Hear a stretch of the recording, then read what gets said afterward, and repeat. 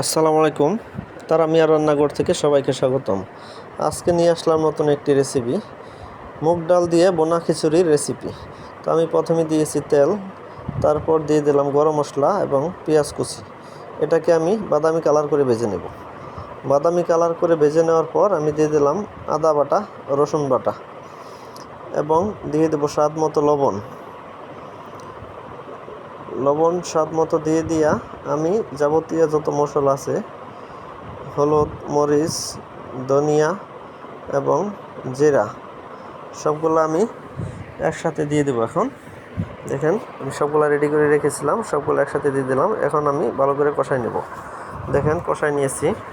এখন আমি দিয়ে দেব পানি। আমি কিন্তু ডাল চাল মিলে 14 পট দিয়েছি এবং পানি দেব তার দ্বিগুণ 28 পট পানি দিয়েছি। পানিটা বলক এসে গেছে। এ পর্যায়ে আমি দিয়ে দেব ধুয়ে রাখা চাল এবং ডাল। ধুয়ে অবশ্যই পানি জড়াই নিয়েছি। দেখেন এ পর্যায়ে দিয়ে দিলাম কিছু আস্তা কাঁচামরিচ।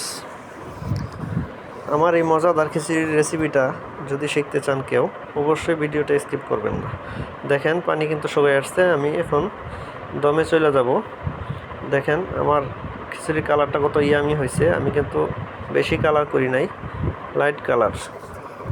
দেখেন আমি দমে দিয়েছি, দম থেকে ছেড়ে দিয়েছি। আমি 5 মিনিটের জন্য দমে দিয়েছিলাম।